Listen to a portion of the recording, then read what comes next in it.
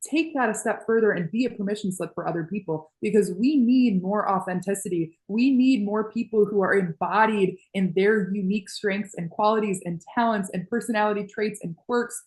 We need more of that because it's what makes life vivacious and fun and exciting. And so if you can be that for yourself and for other people, it's like a domino effect. And it's really, really powerful. And it makes you feel good and it makes other people feel good as well.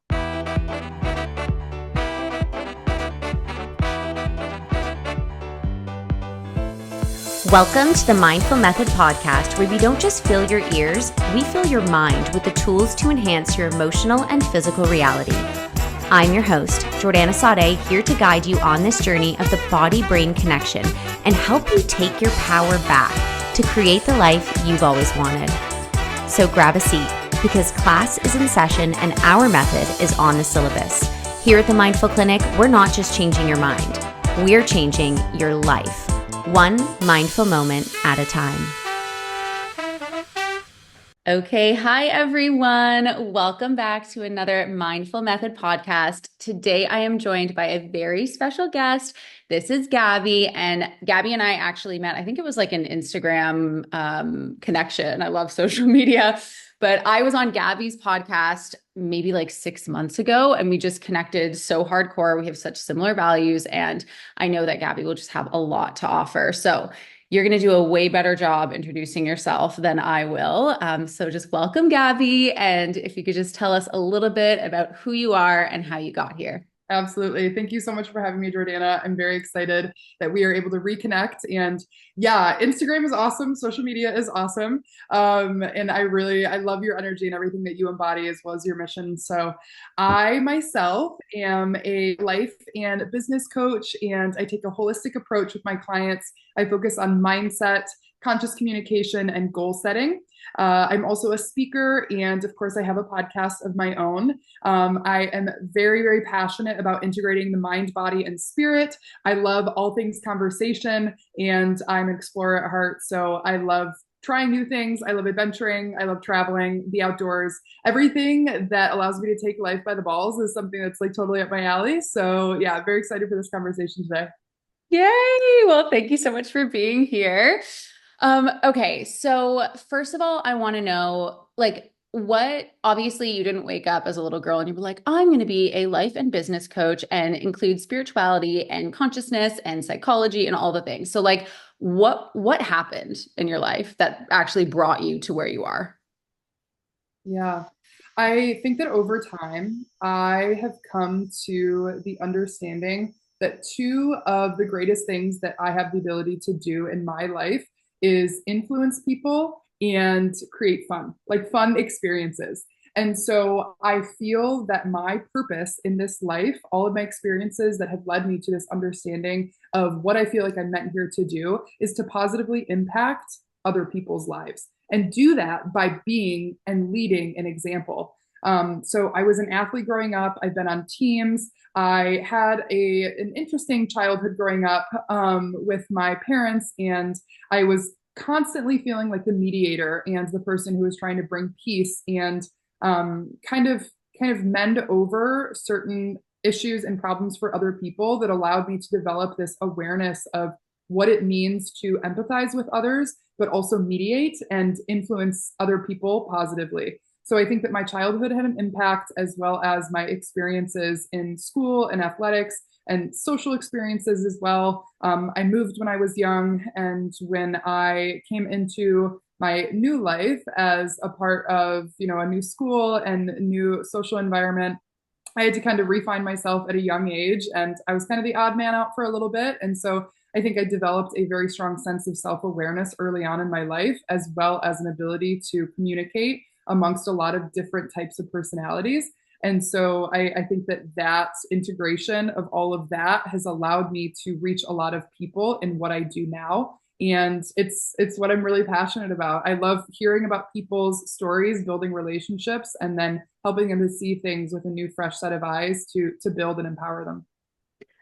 Wow, yeah, that's super impactful. It sounds like you must have had quite a great deal of self-awareness to be able to go, okay, like these are my skill sets, and like now I can actually make this out of a business. And I mean, I don't know how old you are, but I'm sure you're younger than me. But I just know, like growing up, like I mean, my options were like doctor, lawyer, scientist, like that was it, and then or like mathematician or like accountant, you know. And so there were so many years of my life that I just like kept pushing in that like wrong direction. And even after I became a nutritionist and like and had opened up my practice and was working with a doctor, like I still didn't understand that like actually my greatest value were the communication skills that I had, were the skills that I had in my ability to be able to see into people. So it's really, really incredible and honestly admirable that from a young age you were like, these are my skill sets and actually these are valuable. And like I'm going to now be able to use this to help other people. I wish that more people saw that in themselves.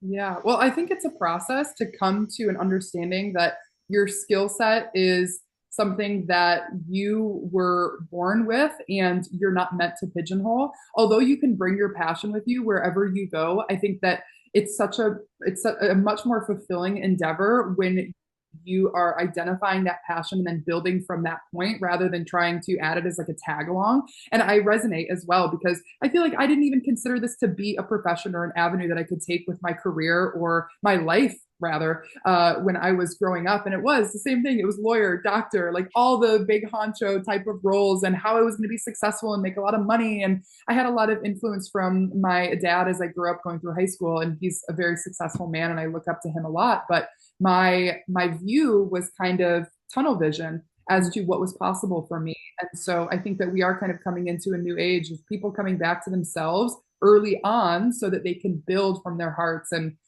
can really blaze their own path based on what they're passionate and purposeful about. Yeah, and thank God for that. I can't tell you how many women are in my like food psychology program, and part of the like a huge reason of why they can't release the weight or why they keep stress eating is like they're just so unhappy in their jobs and like they're so terrified to leave the 9 to 5 and they don't and it's not that everyone has to become an entrepreneur or like I mean I think the world is kind of headed in that way though it's a little bit wacky but I like even just recognizing like the skill set as your value and not like the degree or whatever, and then manifesting opportunities based on that specific skill set. I think that that's a really important message. So thank you for that. Yeah. Okay, so I did a deep dive on some of your content, and this is a question I get a lot in my own practice, and I find I'm tapping intuitively to the specific people, but I find it really hard to answer this question. So I'd love to hear your opinion on it.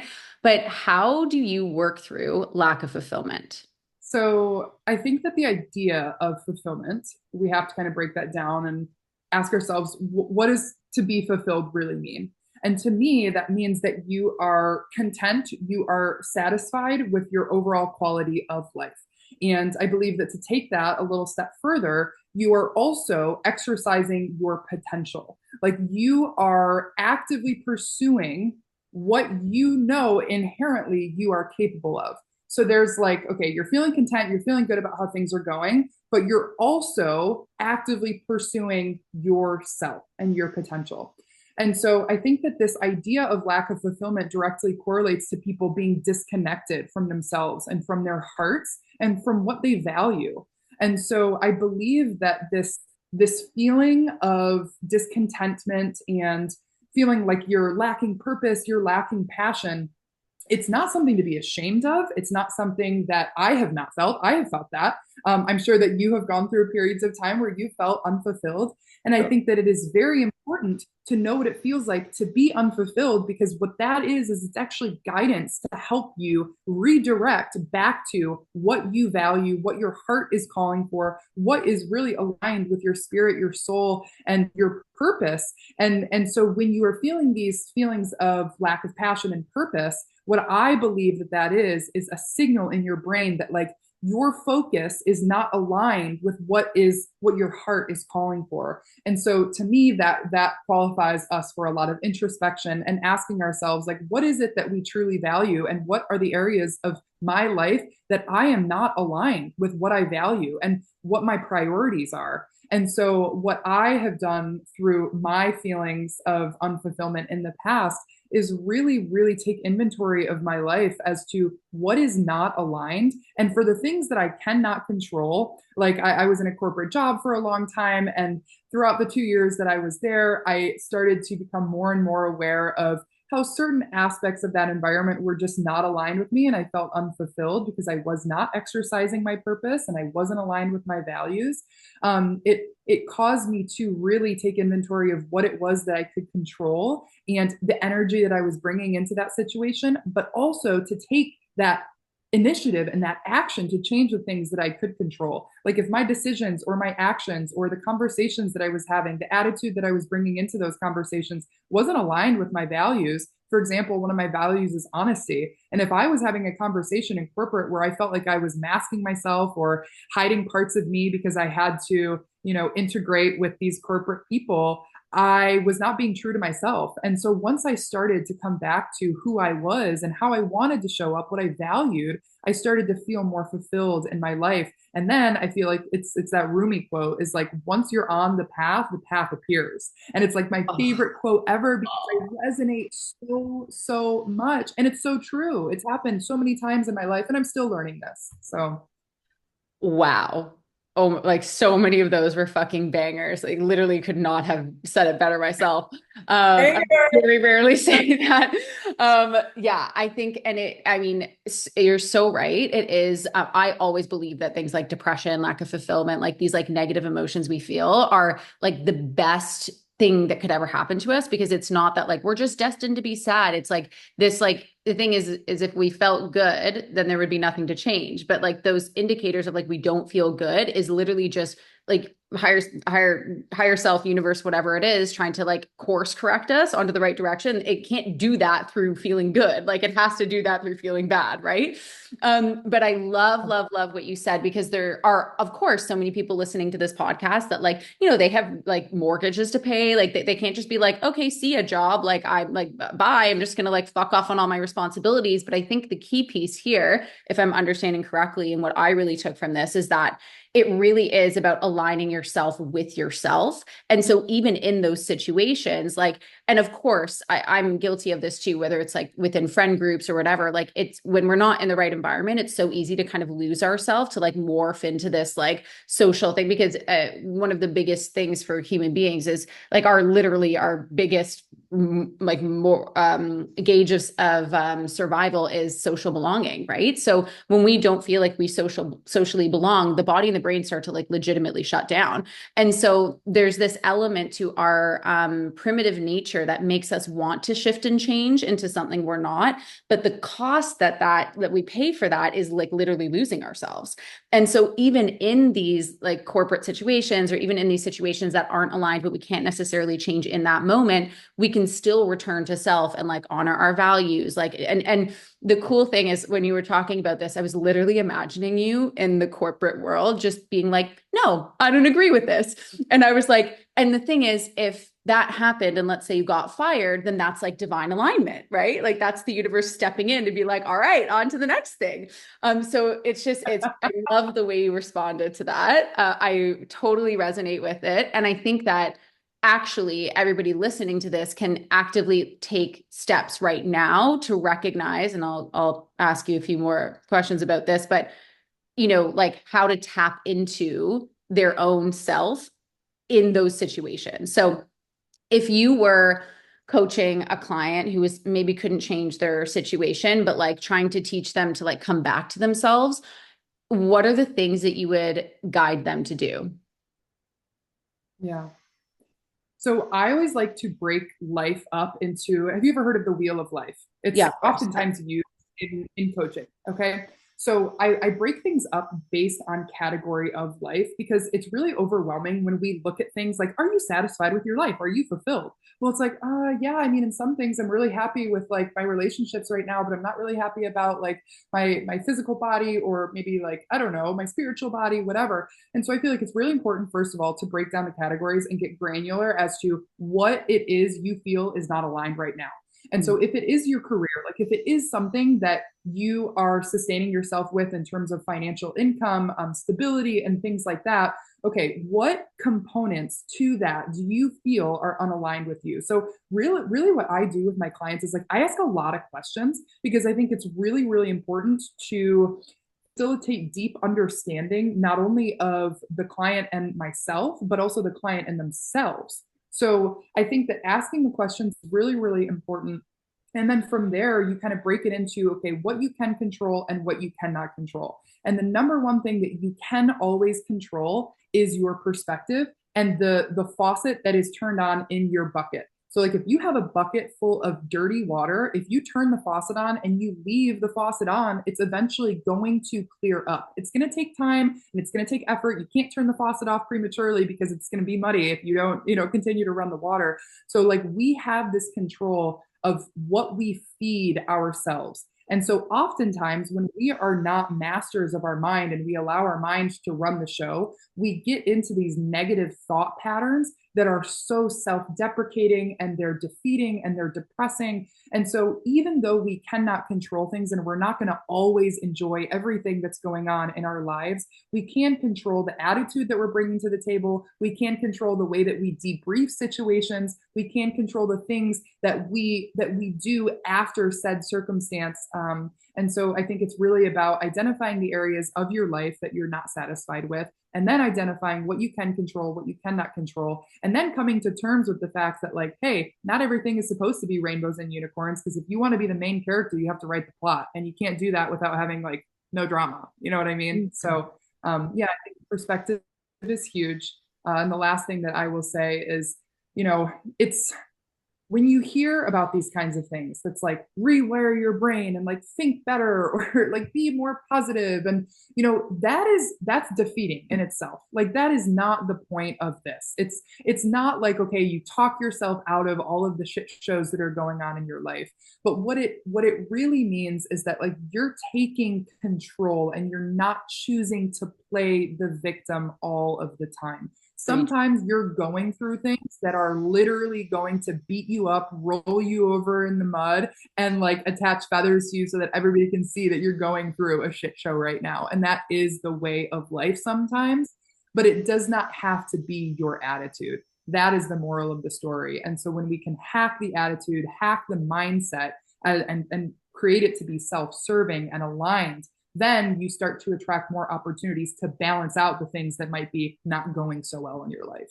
Yeah, totally. I just had a conversation with a client yesterday about like this, and it's so hard to tell a client, like, you are not the fucking victim of every situation, you know? But when somebody's in that victim-y place, like I just want to like slap them and just be like, just like get in the driver's seat of your life. Like there's just literally nobody else fucking in charge. Like you were the creator. And so, but it is, I've been in there too, like so many times where I felt like the victim of my body or the victim of like my job or like just all circumstances, like health related stuff, money, whatever. And it's so funny because my mentors will literally be like, you are calling this in, Jordana, you're not going to like it, but like you're doing this to yourself. So like, let's take responsibility and like make a step forward. And when you're in that defeated place, it really just feels like everything is so out of your control. But even just having those like concrete steps, and it sounds like you're very like, step by step by step by step, you have like a structure to what you do, which I think will make it easier for people to like actually tap in and like understand what the next move is. But I totally align with that. When I was driving, when I'm in a library right now because I needed better internet connection. I'm kind of living off the grid up in the upper peninsula of Michigan, so I needed better connection. Love this library. But anyways, I was driving here, and it's so funny. I had this thought, and I've thought this many times in my life, ever since I was a child.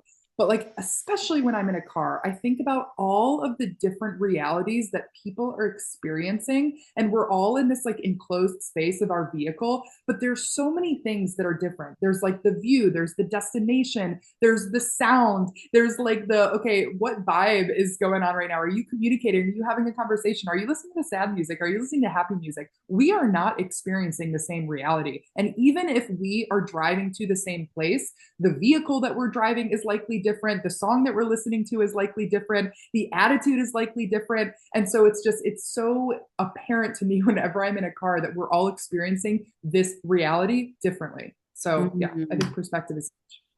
Yeah, totally. I actually love that metaphor. I'll never forget that when I'm driving now. I'm like, we're Literally on never. realities. I swear. Yeah. I drive a Jeep and like sometimes I listen to like I basically have like two modes. It's like classical music or like Eminem or musicals. Like those are like the only steps that happen. And I was like blasting a musical and like this like really cute guy in a truck pulled up beside me and I'm like singing at the top of my lungs. And I could see like he was like looking in and laughing at me. And in that moment too, I was like, and this is actually filtering into my next question for you. Like immediately I was so embarrassed because I was like, oh my God. Here I am in my like super cool car, like like singing at the top of my lungs this like really lame musical. And this like Oh, really that's the cute cool guy, thing. like, this really cute guy beside me is just like, oh my God, this girl is crazy. Hi, babes. I am so excited to talk to you about my signature program, the Mindful Method. This is the exact same method that I have been using with hundreds of successful clients to help you heal your relationship to food, to increase confidence, and to lose weight without dieting or killing yourself at the gym. If you're sick of not feeling like your best self, if you're sick of promising yourself that you'll start again on Monday, if you're sick of going on restrictive diets only to gain back the weight, I can tell you right now that if you gained it back, it did not work. You know what's healthy and what's not. You do. You just continue to choose the unhealthy option anyways. And a meal plan will not solve this issue. There is no amount of restriction or discipline or willpower that is going to stop you from self-sabotaging. The body follows the mind. Imagine a life where you don't have to think about what you can or can't eat. Imagine a life where you feel confident in all of your clothes, where every day in every way your body rebalances and you lose all of the weight so you find the truest, healthiest version of yourself. Imagine never having to start again on Monday. This is what happens when you focus on transforming the brain so weight loss is effortless. The body follows the mind, and it's time you actually get to the root cause of your issue. If you are ready to transform and find the truest, healthiest version of you without letting go of your favorite foods, I invite you to fill out the application in my bio. And if you're a good fit, we'll be in touch soon. Back to regular programming. You had posted a reel that I loved, and it was about, seeking approval and like not really worrying about what other people think. And so how do you stop seeking that approval? Like, how do you, or like let go of other people's judgments and kind of step into your power that way? Like, what would you say around that? Yeah. Well, I think it's very important to understand and identify the fact that we have been conditioned to seek approval from other people. You just talked about this primal instinct for to be accepted socially and in social environments. And so, in the old days, if you weren't accepted into the tribe and you were left alone, like you're food for the wolves, so you're kind of screwed. Like we have this inherent need for ourselves to be accepted by other people. So there's a lot of conditioning that goes into that. There's primal, there's emotional, and then it's important sometimes, we got to look back at our lives and like what happened in our childhood and how we grew up, and the things that we inherited from our parents and the way that we were raised and our teachers and our environments. And so it's like you would not beat up on a flower for not growing if there were like weeds literally choking it down and eliminating its possibility to thrive. You wouldn't be like, yeah, this flower is dumb as hell. Like, no, you wouldn't. And so I think it's really important to recognize how you grew up and the things that have been conditioning you since you literally took your first breath. And then I think that it's important also to ask yourself, like, when did you stop valuing how you thought about yourself? Like, when did you stop viewing how you viewed yourself less than how other people viewed you? Like, what are the experiences that really, really played into this? And it's kind of like you're saving yourself in those moments, right? Like when you're a kid and maybe you got made fun of in school and you thought you were like the coolest person ever and your outfit was awesome, but then everybody's making fun of you. You're like saving yourself from this embarrassment and this shame, and so you're going to start dressing like everybody else because you feel like that's what you have to do to deny these emotions. And so like detaching yourself from that emotion is kind of saving yourself from experiencing it. And as we grow up, we recognize that emotions are actually guiding us to what we need to heal in order to step into our full potential. So you have to ask yourself when that happened. When did you start taking yourself out of the equation and your own approval? And then I think it's practice. Like you can hear all of these things and still seek approval from other people. It takes practice. And it's all about coming back to the driver's seat and being in control of the thoughts that you feed yourself. Like if you are connected with your values and you know that you are acting in alignment with those values, who gives a shit what anybody else thinks?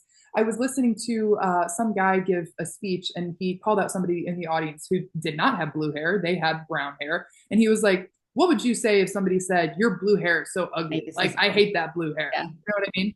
Yeah. And the guy was, what are you talking about? I literally don't have blue hair. And he's like, yeah, exactly. So you probably let it roll off the back of your shoulder because you know that you don't have blue hair. So who cares? Who cares? It's like the other person's delusional. So you have to be so connected to your values and allow yourself, give yourself the permission slip to show up authentically. And then it just kind of trickles down and you become a permission slip for other people. So if you can't do it for yourself, if you're not motivated to be a permission slip for you, take that a step further and be a permission slip for other people, because we need more authenticity. We need more people who are embodied in their unique strengths and qualities and talents and personality traits and quirks.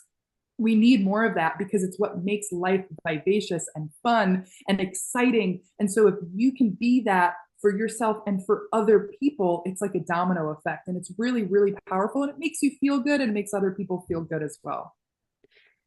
Yeah, beautiful answer. I think it's Gabor Mate maybe that said that. I use that example all the time in this like one module of my course. But it's so funny because I literally didn't even tap into this until you started talking about it. But I was like, me in the car belting musicals at the top of my lungs. And it literally, as you were talking about it, I just like flashed back to like when I was younger, I was a performer and I used to like have to, when you're a kid and you have assemblies, like regular assemblies in your school, my principal would call me up in the assemblies and I would have to sing in front of my whole school. And I would get like berated, like just like how embarrassing, And so there's actually a huge tie for me that it is embarrassing to be seen like singing at the top of my lungs these like really, I'm not singing like a pop song, okay, like I'm here like singing like a musical. But I just actually made that connection because in that moment that man beside me elicited the like, yeah, I am blue, like I do have blue hair in this moment, and that's not him, that's me that was tapping into that. This is embarrassing. He could have been like, wow, she's cute. I don't know. But I just made Yeah. the assumption. Yeah. No, but okay. And here's the other thing that I will say about your perspective on a situation. I was working with a client. She is one of my favorite women that I've ever met. I was living in Costa Rica. She was a volunteer with me at this volunteer exchange that I was participating in. And I was sitting down with her, and we were working through some of her like limiting beliefs, because you can't show up in your business if you don't know how to show up for yourself. You know that. I know that. So we're working through some of these limiting beliefs, and one of them that became very apparent was that she had a fear of being seen. And she gave me this example of she had gone into town to replace the chip in her phone and her feet were dirty. Okay. They were super dirty. She was wearing sandals. We had been working on a farm. So yeah, our feet are dirty. Okay. And she was so embarrassed. She was like, people are going to think I'm decrepit and homeless, and they're looking at my feet like she's disgusting. And oh my God, I was so embarrassed. And I was like, it's so interesting, not crazy. It's interesting because I love being barefoot. Ever since I've been a kid, I love being barefoot. And I feel like my feet being dirty, being like roughed up is actually a staple to like my adventurous and exploratory personality. So when I have dirty feet and you can see that like I've been through it or I've been doing some cool shit, I feel so good about myself. And in my mind, the narrative that I am rehearsing is like, people probably see my feet and think, damn, what's she doing? She's cool as hell, you know? And so it's so interesting how the same scenario can evoke different feelings, different narratives in our minds. And obviously they're fueled by our experiences, but they're also fueled by what we reinforce, you know, in our beliefs. So yeah, and also keep singing in your Jeep. There's something about a Jeep that makes it so much fun to just like have a ball. And low key, I kind of like when people look at me because I'm like, yeah, I'm having fun. You can have fun too. Like, let's go. You know, it's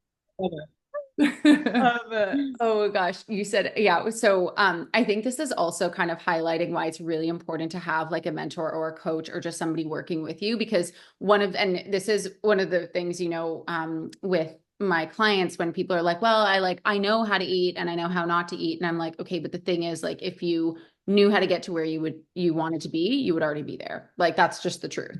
Like, it's not for like lack of want. Like, you want to be healthy, you want to be happy, right? It's for like lack of not really knowing how to work through the loops, like the cycles that we go through that keep us stuck. And if you don't have somebody on the outside like pointing these things out, like that poor girl with the dirty feet is now just reinforcing like, I'm decrepit, I'm disgusting, and that keeps her stuck in like, I don't feel good about myself. And then your daily behaviors match your deepest beliefs about yourself. So that, and then the behavior creates a feeling, our thought, which is creates a feeling, and it's just this like vicious fucking cycle, right? And so the other cool part of this is my mentor always says, like, your other people's opinions of you are just none of your business.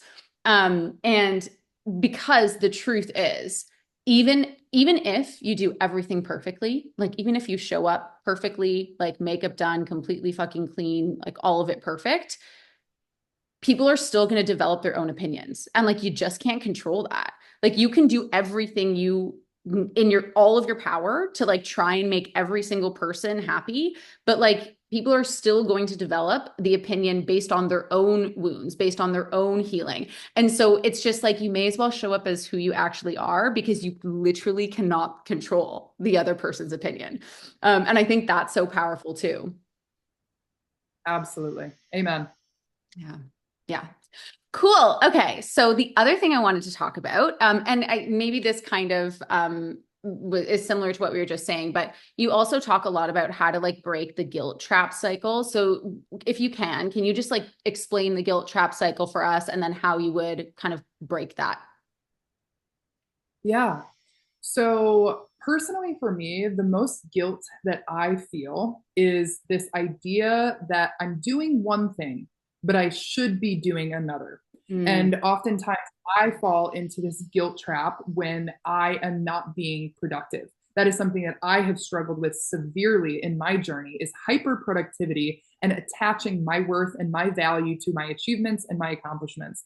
And so whether I am choosing to relax or I am choosing to do something that isn't like, I don't know, sustaining me financially or contributing to my business, I'm like, I should be using my time wisely and I should be focusing on my business and I should be doing this and I need to be doing this. And so that's the guilt that I feel. It's like guilt for not pursuing things that are correlating to my worth, which I have for so long and I'm finally breaking out of. I have related to my achievements and accomplishments. And so essentially what this guilt trap is feeling like you should be doing. It's this idea of should mm, be doing something, should not be doing something than what you are doing in any given moment. And so it's this feeling that has been, again, a result of a lot of conditioning and your experiences and your self-corroborating beliefs, that like what the current moment is for you right now needs to be something other than exactly what it is. yeah. So it's a lack of acceptance for what is, but it's also a lack of acceptance of self and how you're showing up. And Mm, so I believe that what this guilt trap it has two routes. There is a healthy route that is like, okay, you are clearly making decisions that are not aligned with what you say you value. And so there's this like internal alarm going off that like you're not acting in accordance with what you say you value. So either you're lying to yourself or you're making decisions that are actually self sabotaging you. Okay. mm, So there's good guilt and I don't even want to call it guilt because that's like a low vibrational emotion. It's actually more like radical self-awareness and being real with yourself. But then there is the shame that you feel when you don't accept yourself or the present moment as exactly what it is. And Mm. so when you fall into this idea of things need to be different than they are right now, you have to be the person that issues yourself a permission slip. And so for me, what helps is like allotting time or allotting, I don't know, maybe it's a day or maybe it's a weekend to be focused on one thing, whether it's relaxation, whether it's my business, whatever it is. And I give myself windows because when I can put like a deadline or a timestamp on something, this is just the way that my brain processes and operates. If I can condense what I'm doing into a window, into a container, then I know that this container is free for me to take up its space. When Mhm. I have this like free flowing, I just feel like I am, in a lazy river. Sometimes that's awesome. And it's like, oh, life, like, just flow with it. And I think that that's awesome. For me, I don't necessarily operate very well. And I feel like I actually get more in my head when I'm like this versus when I'm like, in a container and then I can be like this. Yeah. So yeah, I think it's about giving yourself that container if you need to, and then being very intentional about if these thoughts are coming into my mind. Listen, I have 24 hours, and after 24 hours, I can identify these thoughts and get to the root of them. But for right now, this is my focus, and you have to condition yourself to reaffirm, to reprogram constantly. It's a process over and over and over and over. And you have to be the person who's constantly on the front lines because your mind will run the race for you if you do not tell it where it's going. Yeah, so helpful. And I so agree and resonate with all of that. I think also too, like with these, I always point out the shoulds and shouldn'ts. And it's like, you nailed it. You're like, either you're behaving in ways that do not align with your values, but then I'm like, okay, but like, are those values even yours? Like, I'm also the high achiever. Like that's my personality. That like my worth is tied to my work, my achievements, like how well I'm doing. And that's just conditioning from my dad. But that's not me actually. Like I don't know if you follow human design. Like I'm a projector. I'm just like not really meant to work that much. And the more I like fall into this like creative flowy thing, the more like happy I am, but like also the more scared I am because I'm like not performing. And so it's just this like weird dichotomy. So I think absolutely you like either need to change the value, like change the belief or change the behavior, right? It's like because you can't do the behavior and think you shouldn't, because then you're going to feel like shit about yourself. And it's just that like Yes. continuous cycle. But also, have you ever watched Breaking Bad? I've not. I really need Oh my to. God, it's so good. Well, whatever. Anyways, I was an addict growing up, so it's like it really just like hits home for me.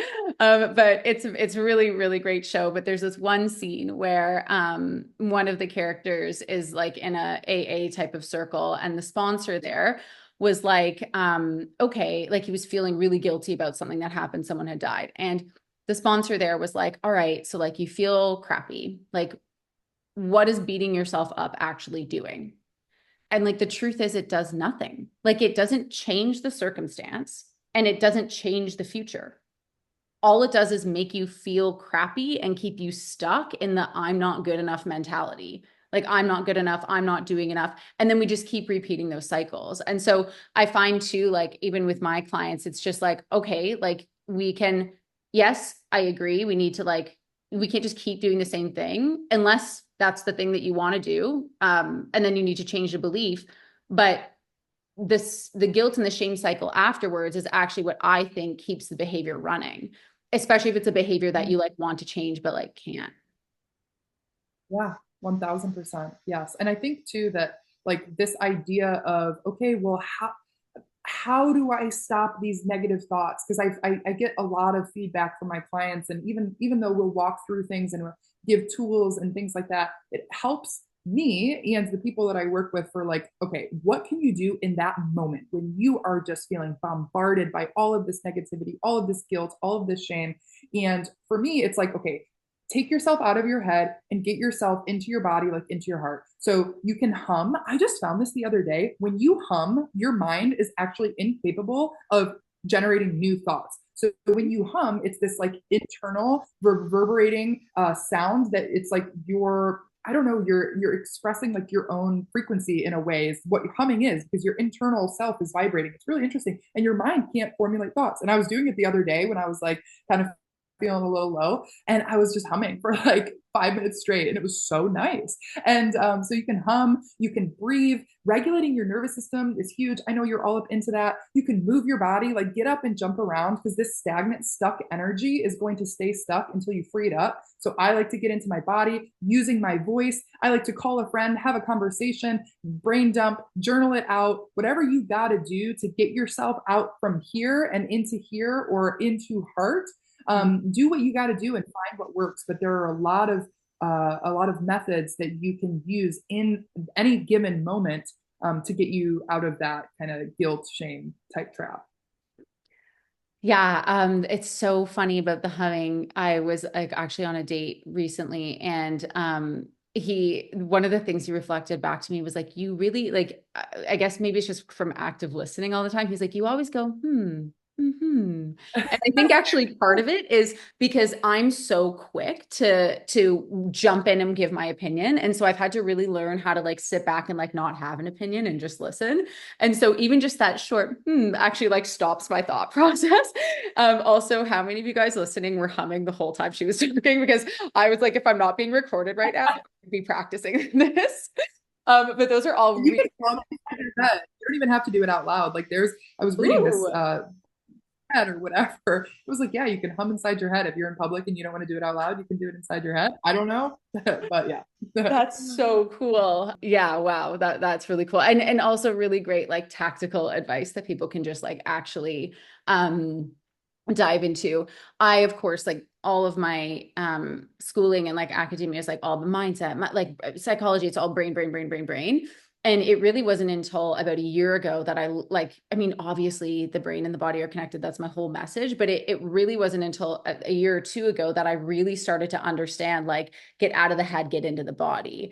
And I think that that's a really important message. And people forget about it's not just brain going to body because then body goes back to brain. And so there are these outlets, these things that we can do to actually push that emotion through if we're not feeling good. And it really comes down to actually like letting it flow through the body. So movement, I think, is so important too. So yeah, nailed it. So I know you're a business coach, yeah? Or like that's part of what you do.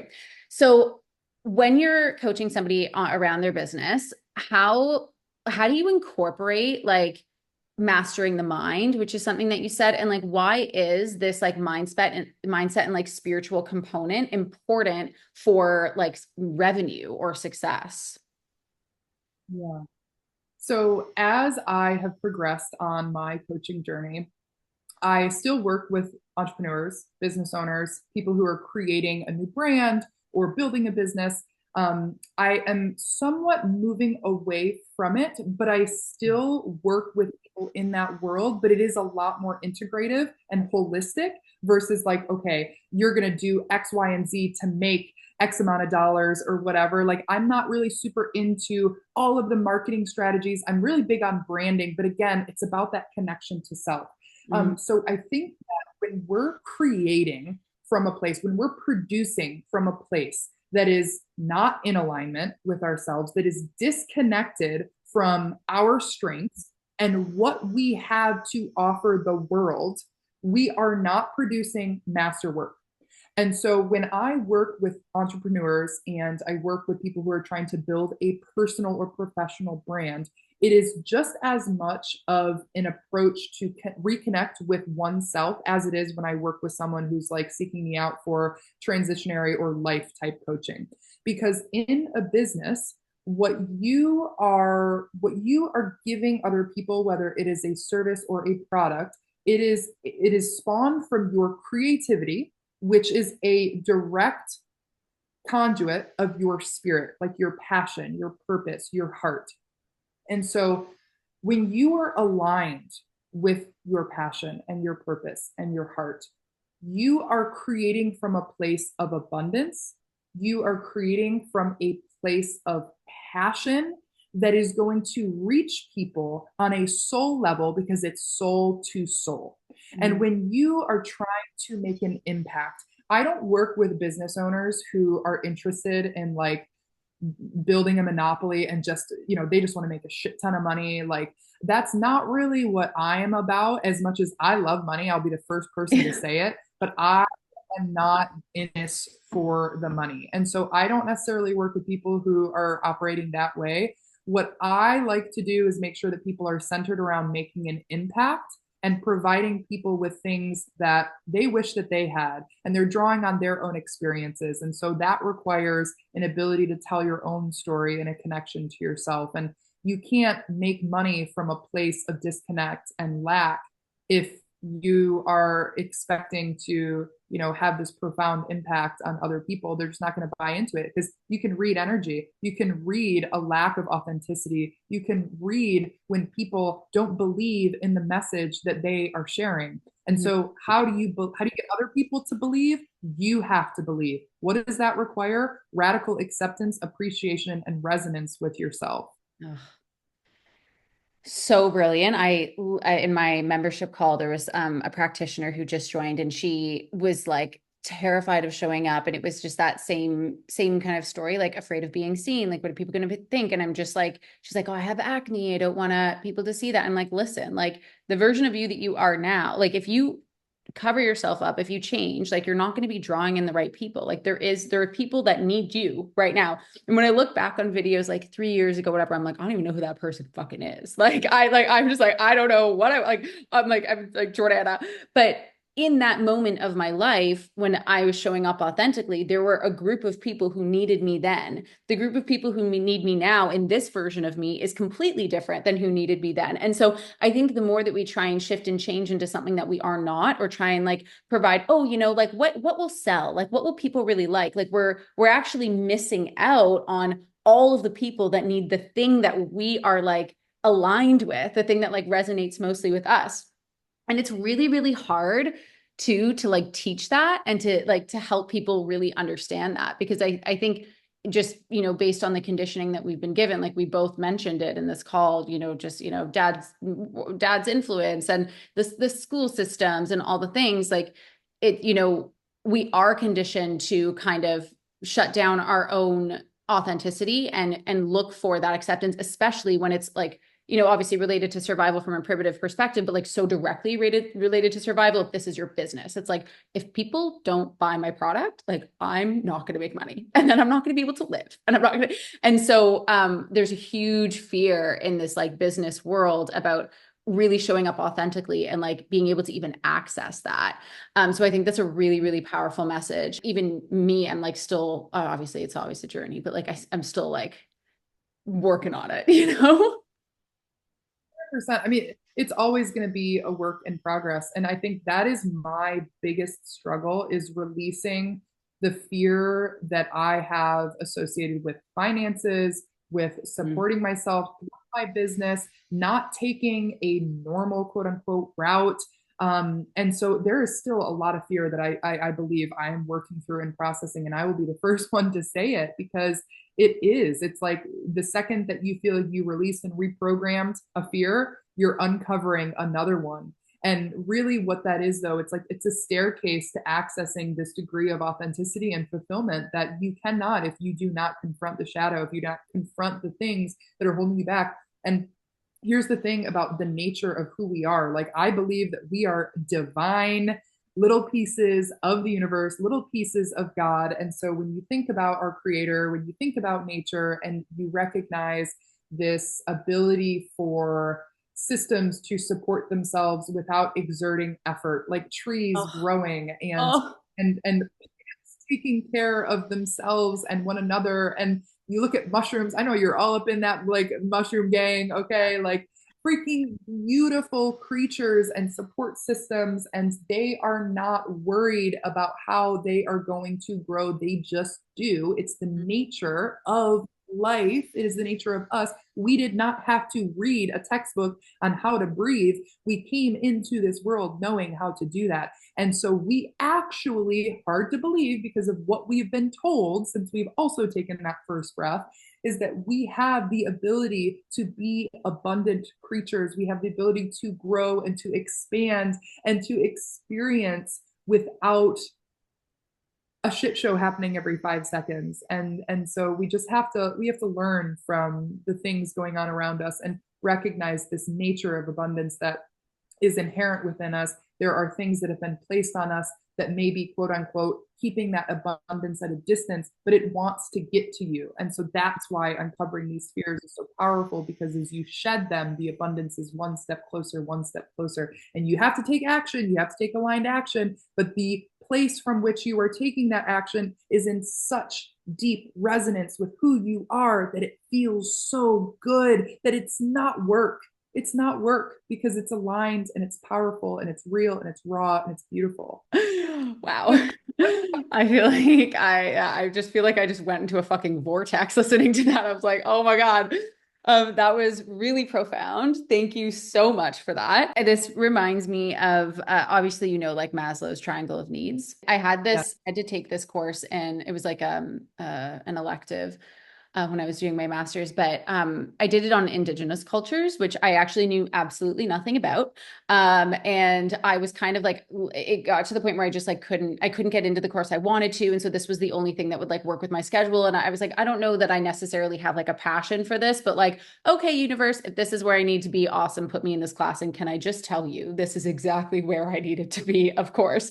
But it was really cool because in Maslow's triangle, obviously we have like our basic needs at the bottom, and then we have like food, water, shelter, sex, etc. And then right at the very top is this self-actualization piece. And like when we're self-actualized, we can like generalize that term to like being like whole, being abundant, being like we're in our like highest power, we're in the driver's seat, like we are happy, we are fulfilled, whatever.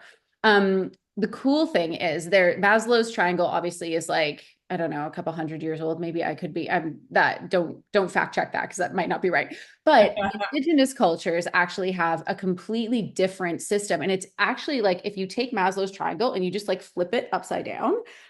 So every single person born is already self-actualized. Like they already are deserving and like valuable enough to receive everything that they need. That's why these tribes thrive, because like they don't have to earn food. Everybody works together. Like they don't have to earn, you don't have to like show your worth to like own a house. Like you just are born into a community that supports one another, and everybody has a place. And even if you're born with like a disability, let's say, like you're even more powerful because like you're special. And so and actually like the food, water, shelter, sex, etc.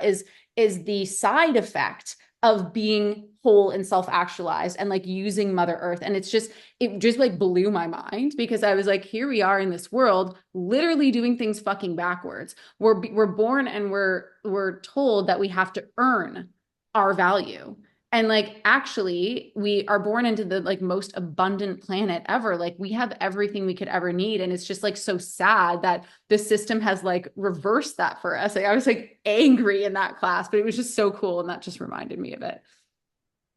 That is so beautiful. And I just saw a video about this concept of like, is it woo woo or is it gentrified cultural practices and rituals derived from Oh, indigenous oh, cultures?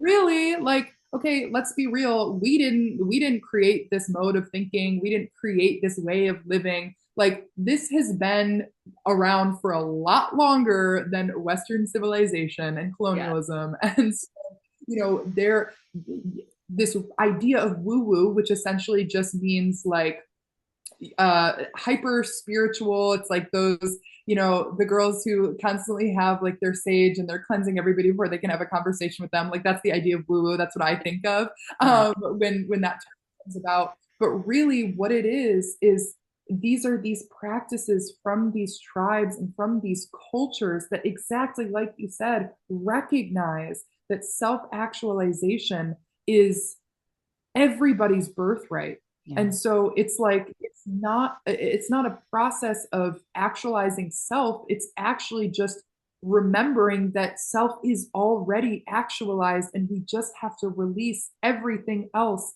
that is not. And we are not the ones who created these practices. These are philosophies and practices that have been integrated across time because of these wise tribes and people who were really, really in touch with the universe and what it means to live life connected to self and to other. Wow, amen. Like literally on that note, like I actually like enough, mic drop. Like that's it. That's amazing. Yeah, wow. Wow, Gabby, this conversation was just so profound and I'm so grateful for it because it actually was exactly what I needed today as well, of course. But I just wanted to thank you so much for coming on the podcast. And if you can just tell my audience where to find you. I know you mentioned you have a podcast. We'll link everything up, but where do you live? Are you like a TikTok girl? Are you Instagram? Like where are you? Yeah, I'm an Instagram and a podcast girl. So connect with me on Instagram at Gabby Rosalie Co. My podcast is Crucial Conversations, and it's on Apple, it's on Spotify, all the major platforms. And like I said, I am into one-on-one coaching. So reach out to me, book a free consultation call if you are interested.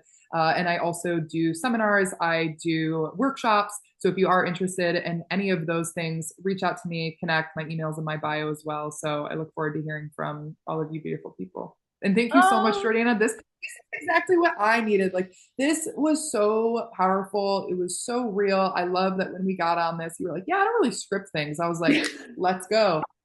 That's awesome because this is the flow state for me, a good conversation where I am speaking before I think, which we've always been taught to think before we speak. But actually, when I just speak and I let things flow, I am channeling something, and I know you are the same. And it's beautiful. And I am so grateful that you have created this platform and this space to show up authentically. So I appreciate it, and I'm very grateful. Oh, babe. Well, like attracts like. You make it easy, easy, easy. Thanks again. And if you guys like this episode, don't forget to follow Gabby, hit her up, subscribe, share it with a friend who might need it, which like genuinely is every human on this planet from this podcast. And I'll see you back on another episode of the Mindful Method podcast. Bye.